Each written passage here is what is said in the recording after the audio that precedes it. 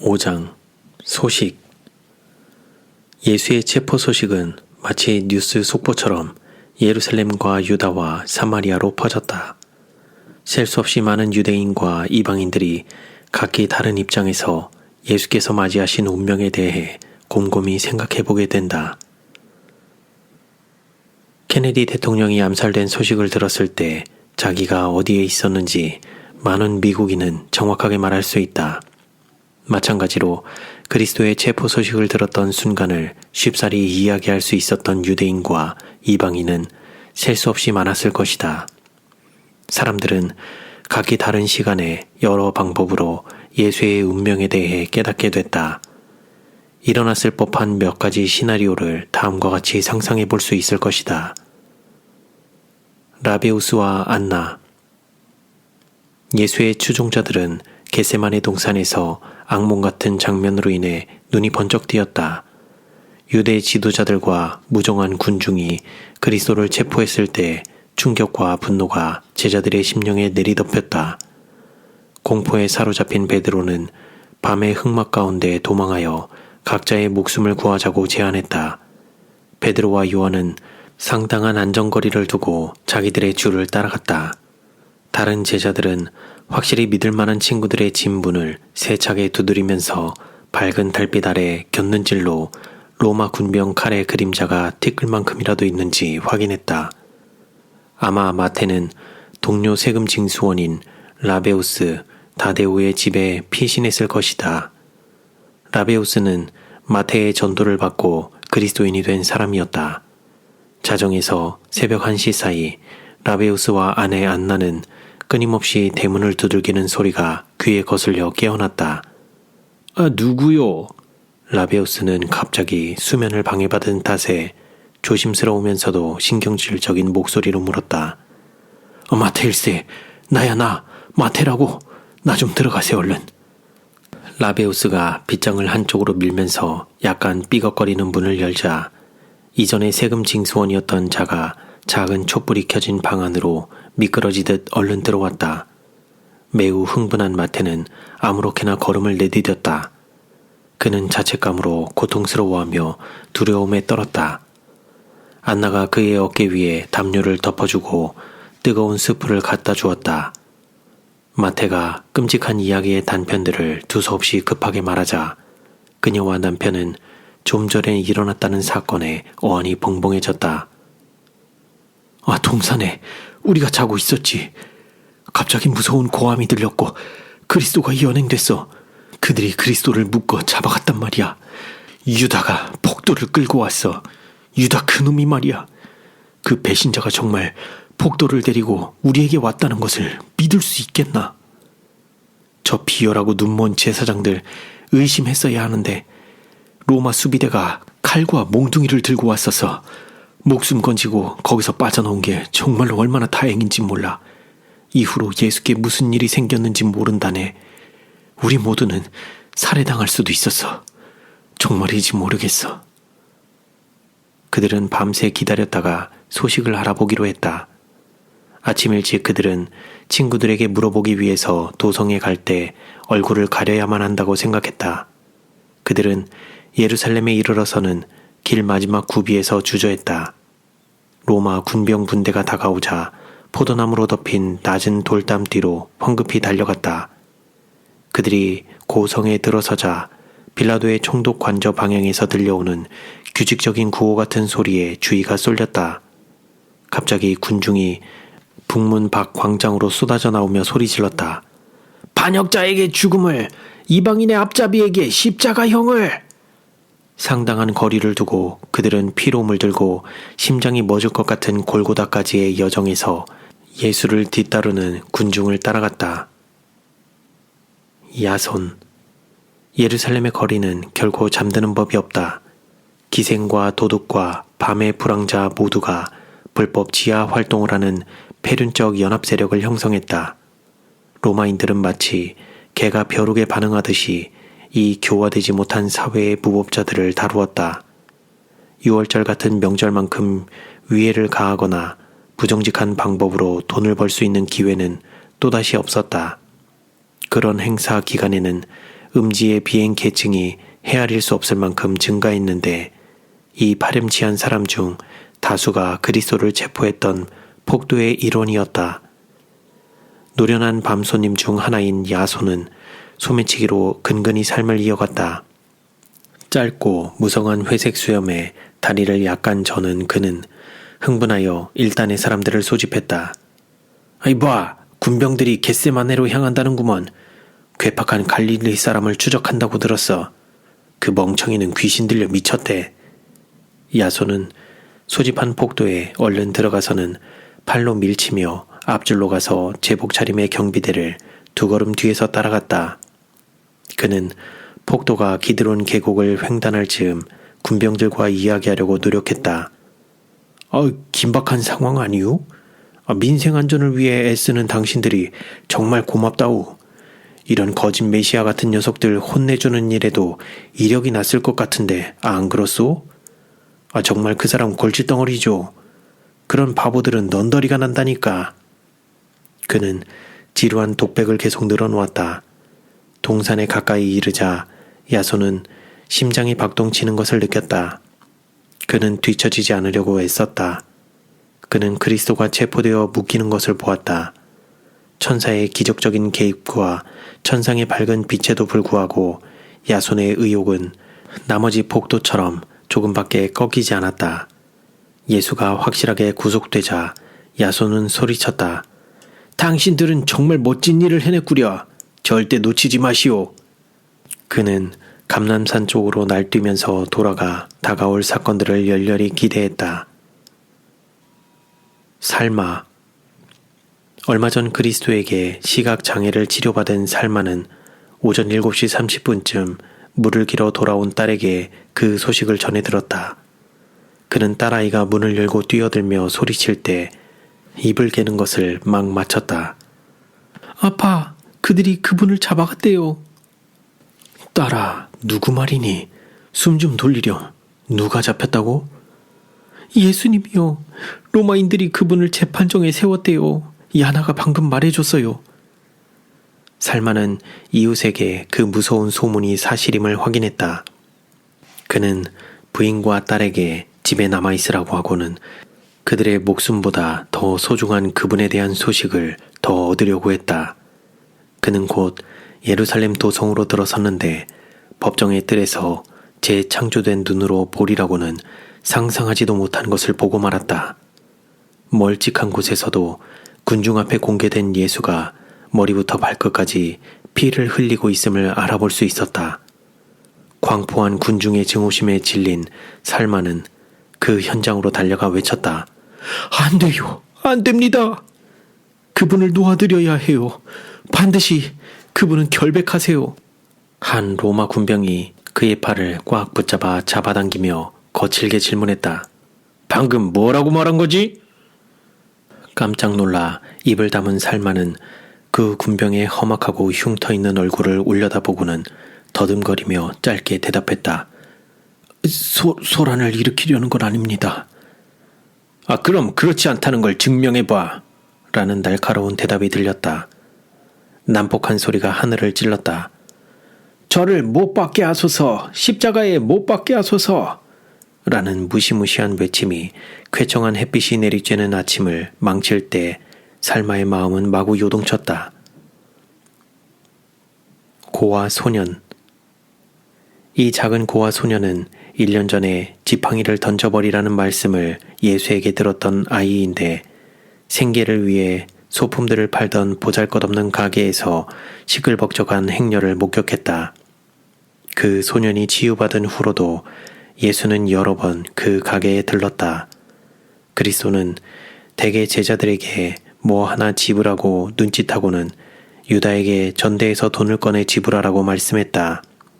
하나님의 아들은 다른 사람들이 각자의 길을 떠난 뒤에도 남아서 그 소년과 사춘기 직전 소년의 꿈과 좌절에 대해 편안하게 담소를 나누곤 했다.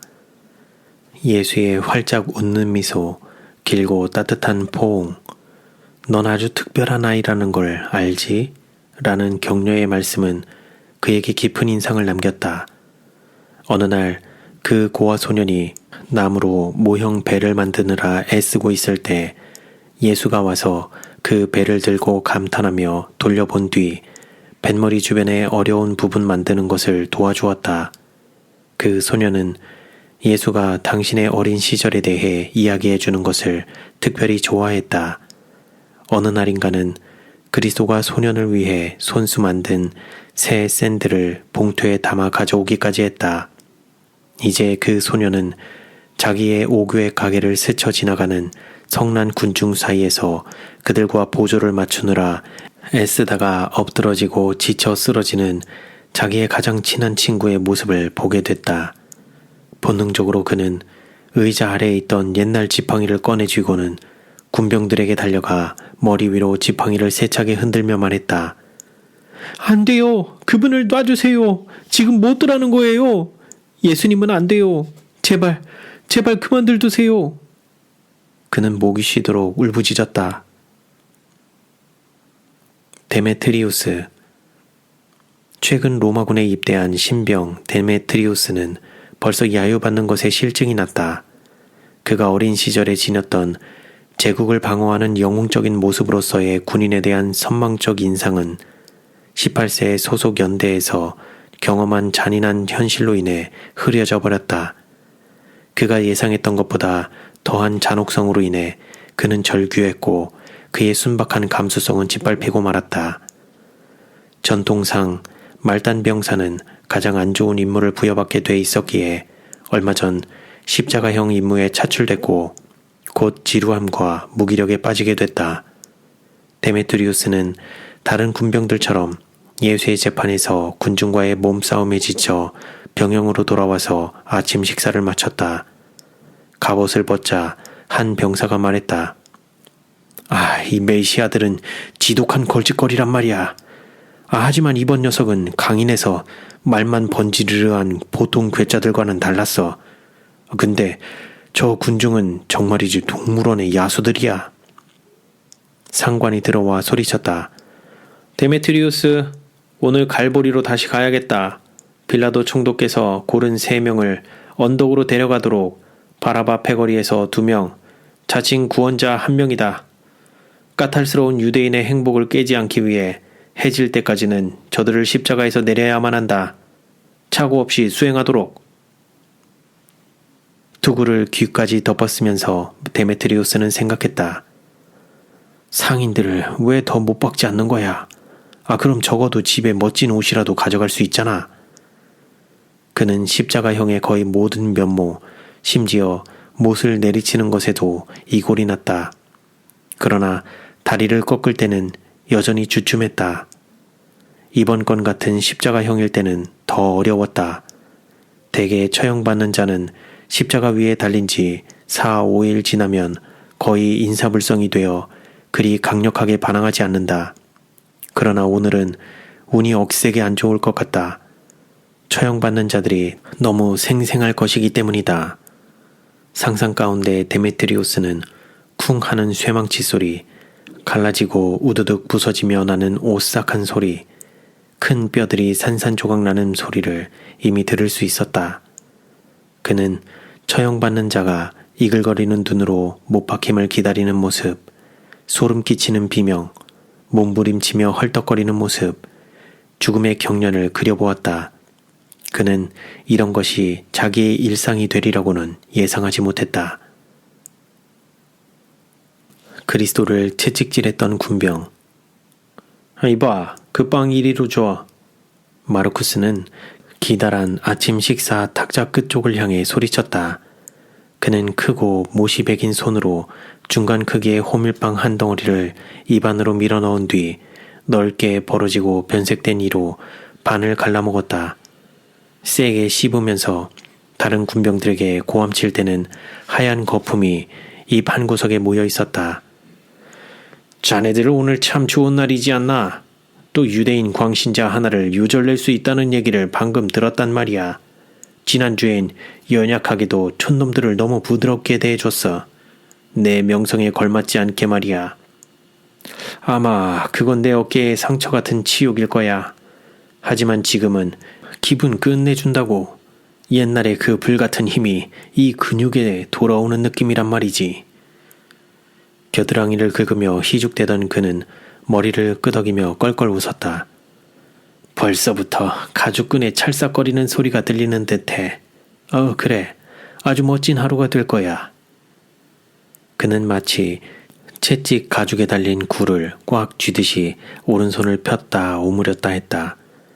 두꺼운 손가락으로 채찍 가죽을 반복적으로 쥐어보고 감탄하며 다각도로 확인하면서 단단히 조였다.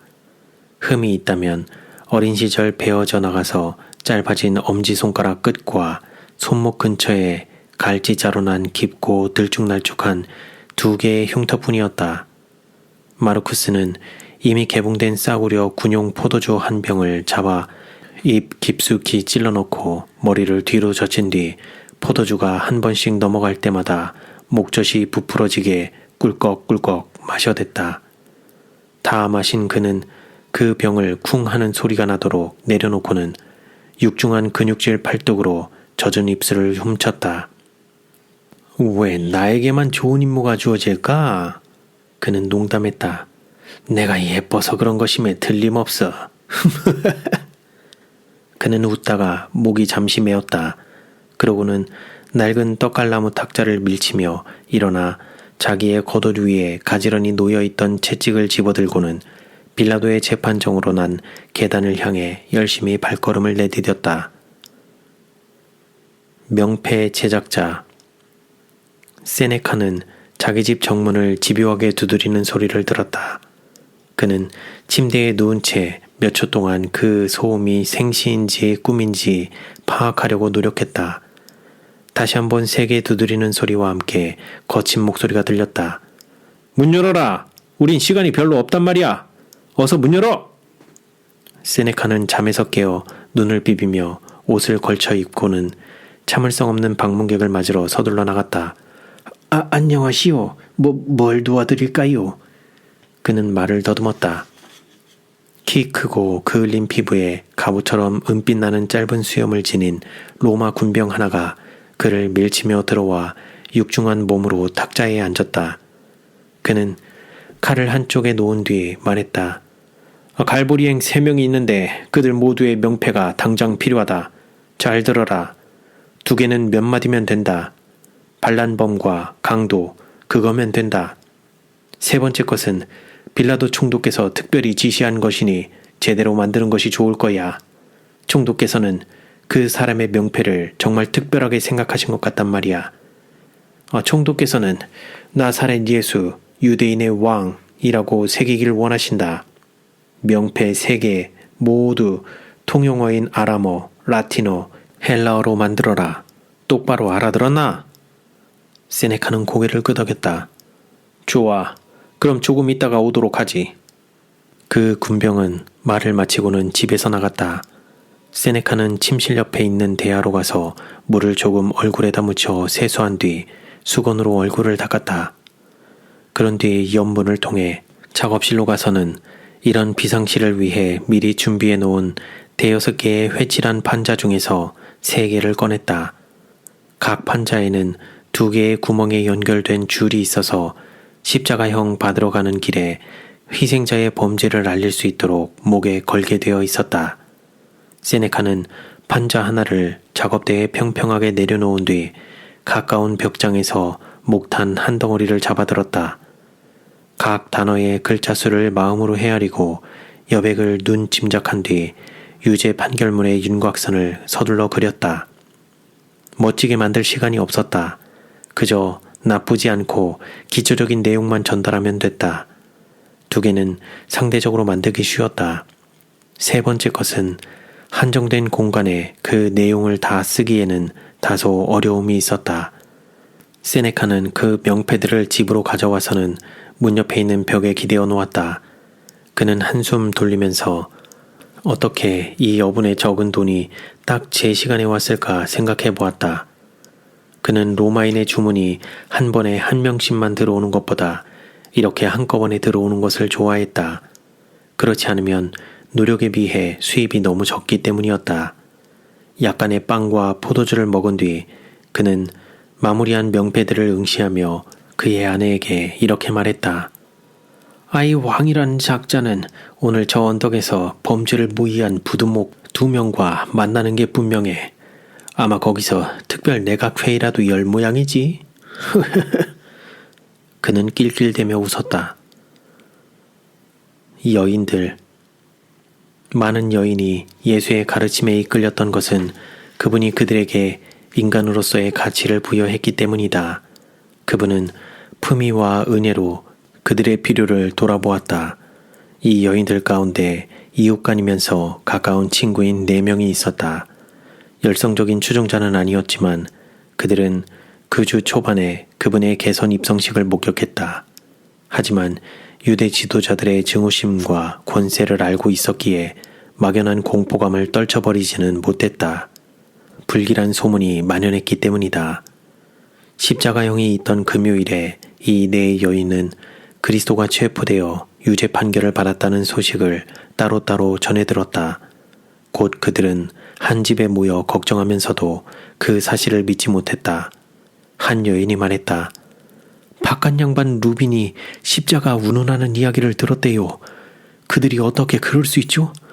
예수님은 너무 인자한 분인데. 다른 여인이 의견을 내놓았다. 어쩌면 사실 무근일지도 몰라요. 아마 또 다른 유대인의 비방선전에 불과할지도 몰라요.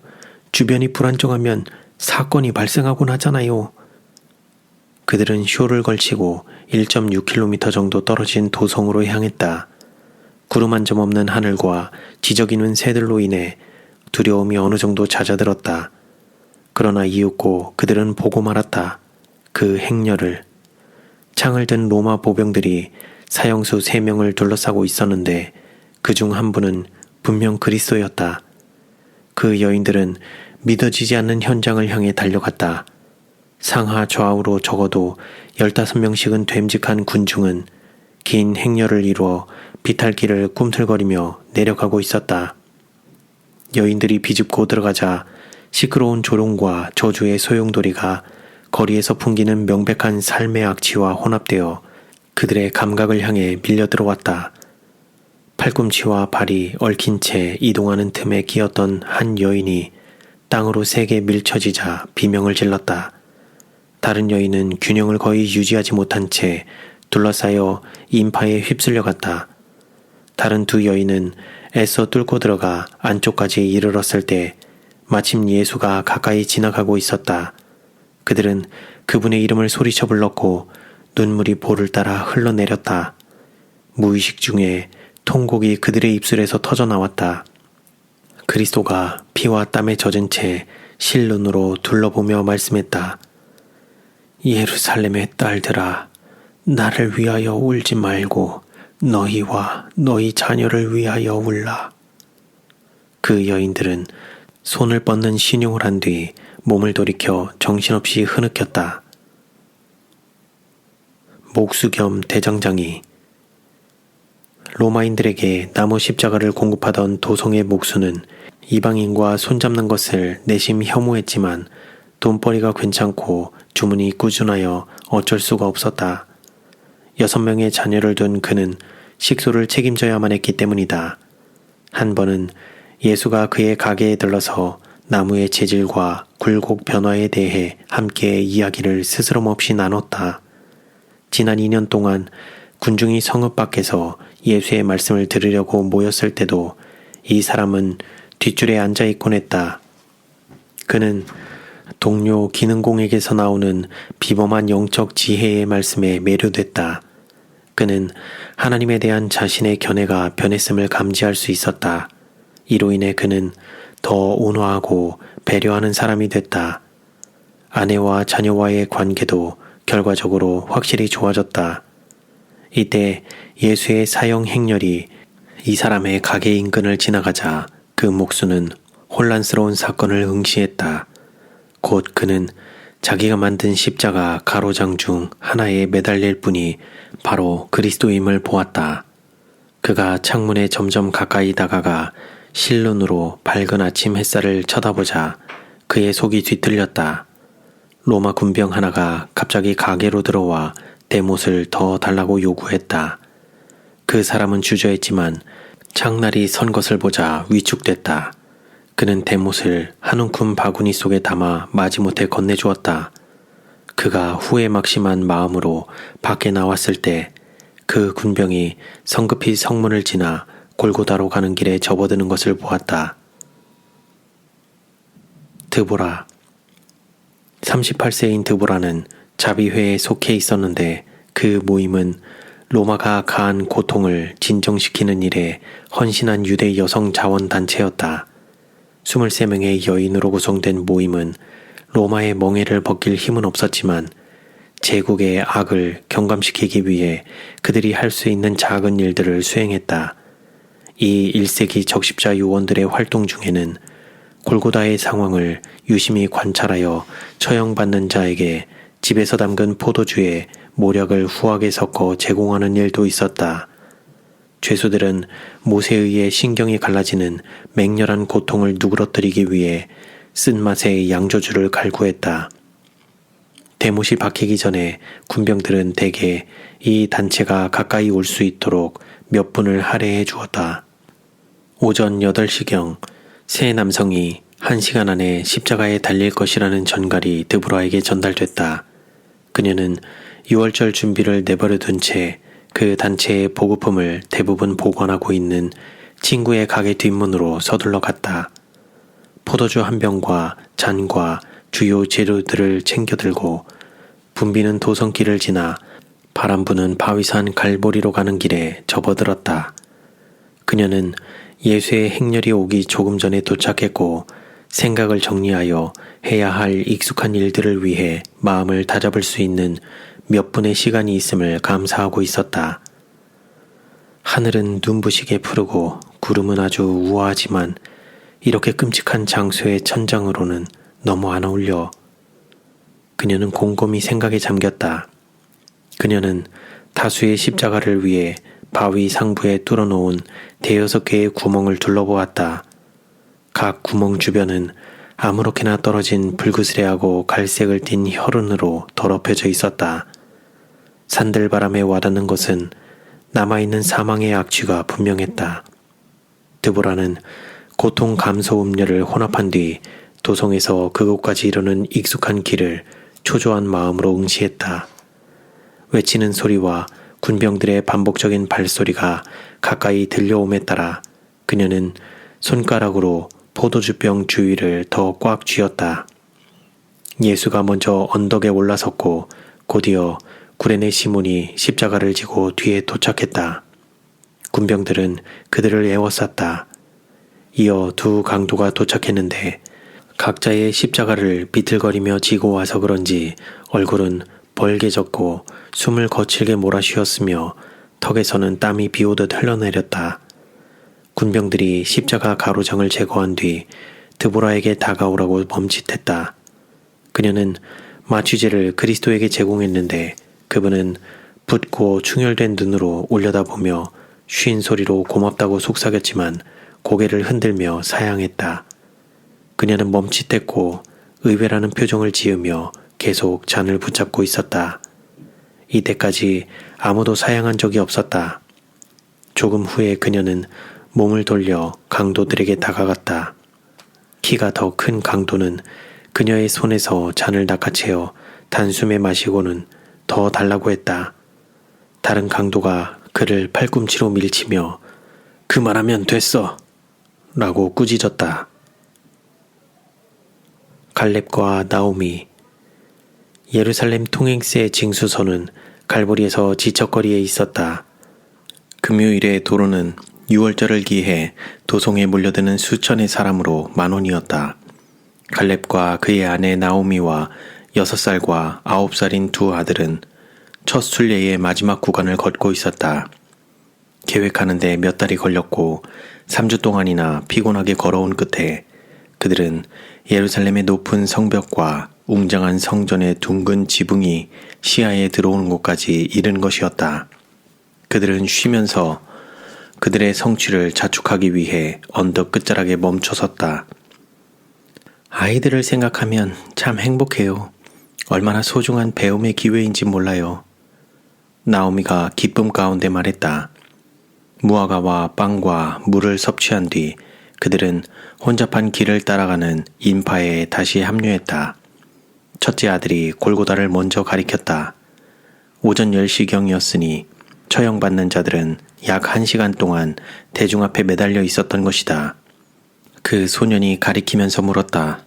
아빠, 저 언덕에서 무슨 일이 벌어지는 거예요? 저 사람들을 저 위에 고정시킨 게 진짜 못이에요? 십자가형을 본 나오미는 마음속으로 자기의 어린 시절로 되돌아갔다. 로마 군병들이 그녀의 시골 마을에 복수를 가했는데 이는 주민 몇 명이 인근 군용 창고에서 식량을 훔쳤다는 소문 때문이었다. 그 지역의 로마 동조자들은 죄목을 꾸며내며 기뻐했다. 무고한 남자 5이 급조된 죄목 아래 성읍 광장에서 잔인하게 십자가에 못 박혔다.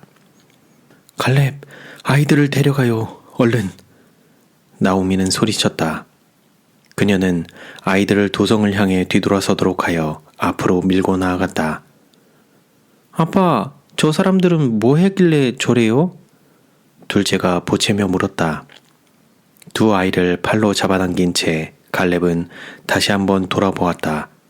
그는 희생자 중 하나가 큰 소리로 저주하는 것을 들을 수 있었다. 그는 이렇게 생각했다. 가련한 사람들, 로마놈들 오래도 버티는군. 아이들이 저런 것을 봐야만 하다니.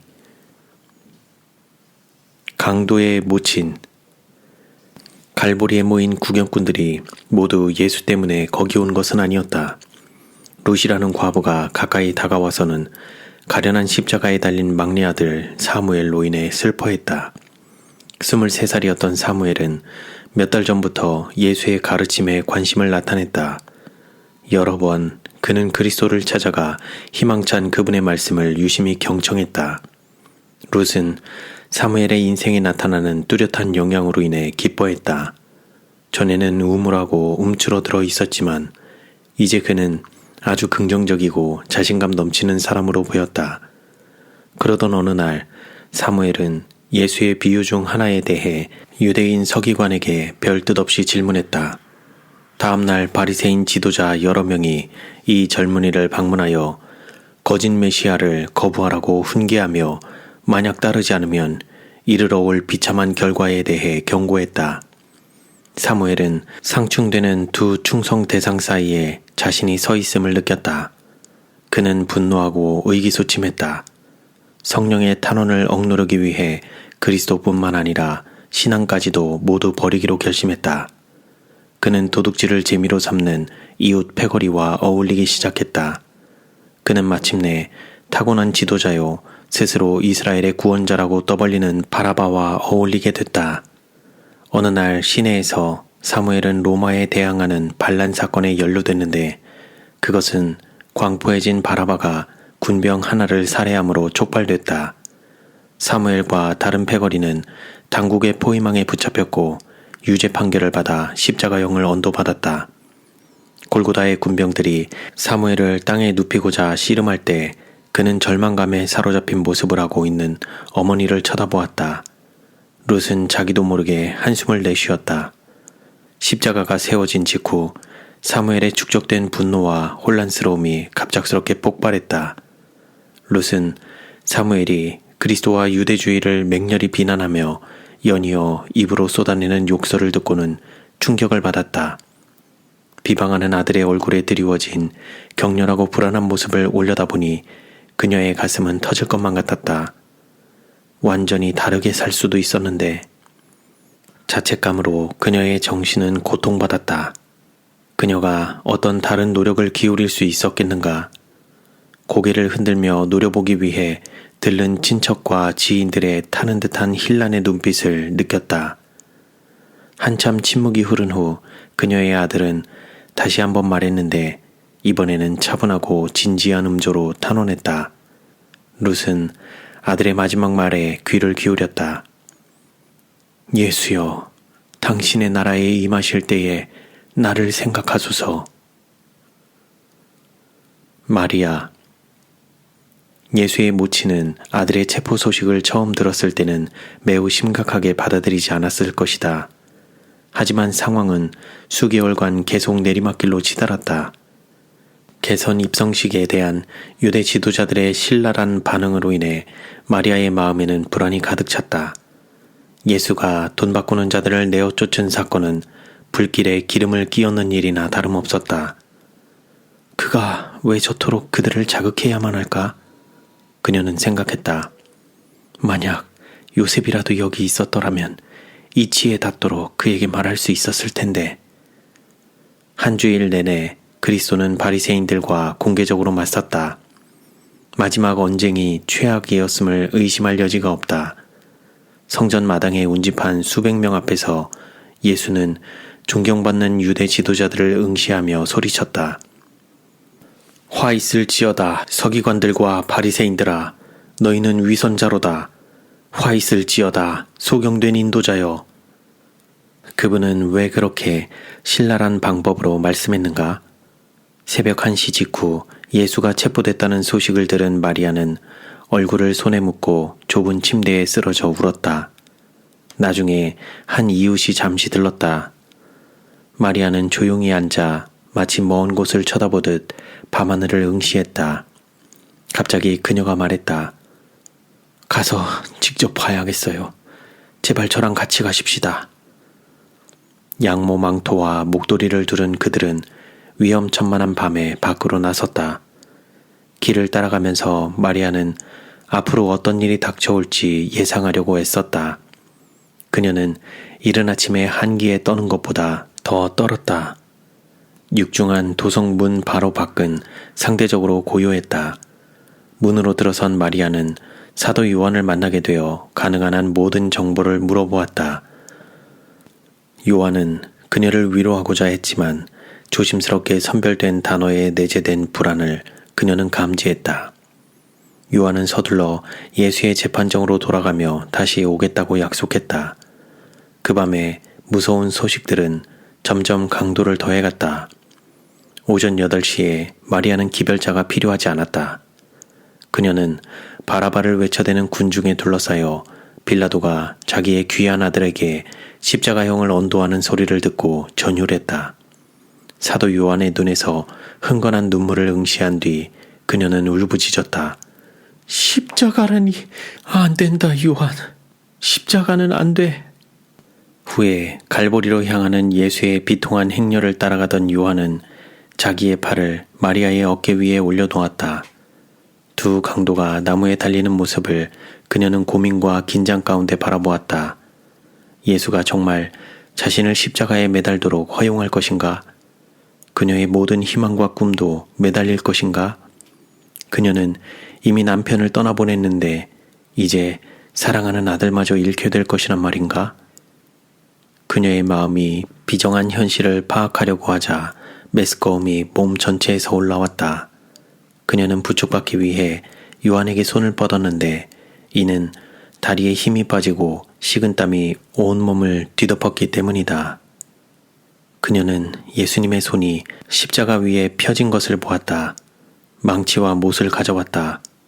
굵은 못이 부드러운 살을 뚫고 들어갈 때 비탄에 빠진 제자들은 거의 실신 상태에 있는 예수님의 어머니를 그 참혹한 장면으로부터 모셔갔다. 가까운 집에서 친구들은 마리아를 위로하고자 애썼다. 그분은 이제 하나님의 손에 맡겨졌어요. 예수는 자신의 능력을 여전히 나타낼 수 있어요. 너무 늦지는 말아야 할 텐데.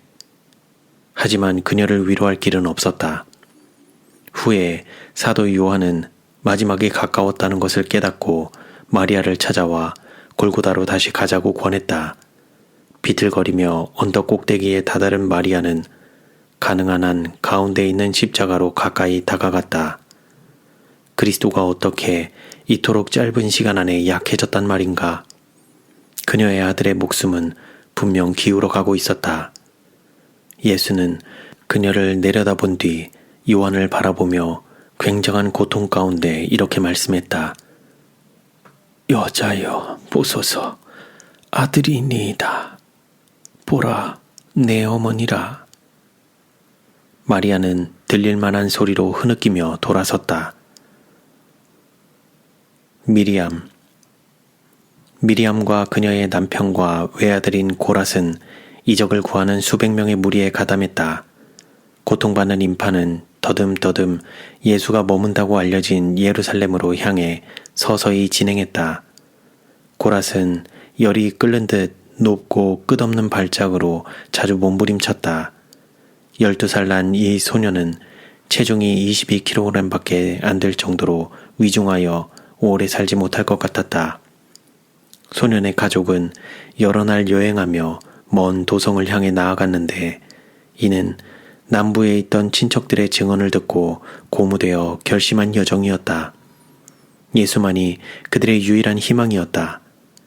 여행하는 동안 매일 그들은 최근 그리스도의 부드러운 치유의 손길을 경험했던 사람들을 계속 만났다. 미리암의 심령은 희망으로 가득 차게 됐다. 그녀는 아들이 원기를 회복하리라는 기대로 용기 내어 다시 미소를 지었다.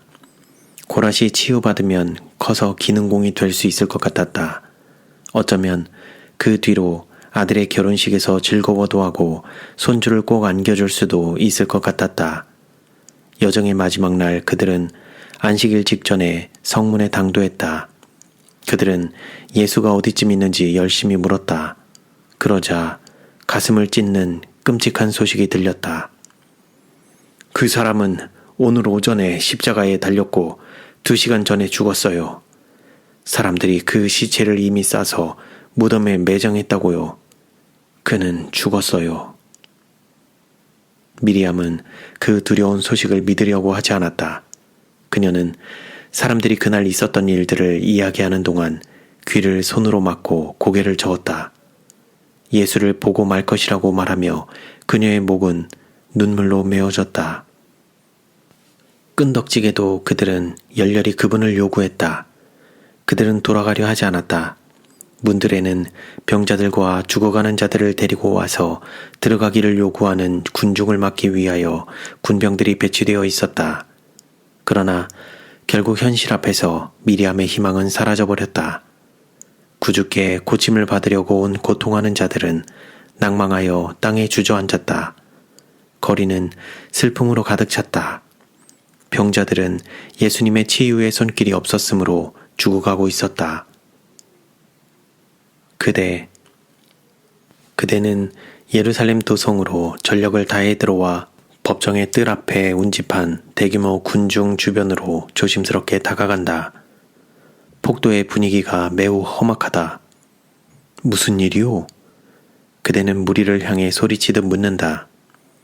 덩치 크고 헝클어진 머리에 기름기 넘치는 너저분한 남자가 신경질적인 목소리로 돌아본 뒤 낄낄 웃으며 대답한다. 저들이 미치 왕이 메시아를 여기로 다시 데려오려고 하오. 저 녀석은 정말로 따끔하게 혼 좀 나봐야 해. 그는 땅에 침을 뱉은 뒤 계속하여 말한다. 난 저 녀석 같은 협작꾼들이 정말 싫단 말이야. 재판정을 잠시 쳐다본 뒤 그는 그대를 찬찬히 살펴보며 묻는다. 그대는 저 나사렛 시골뜨기를 어떻게 생각하시오? 그대는 대답하기에 앞서 생각에 잠긴다.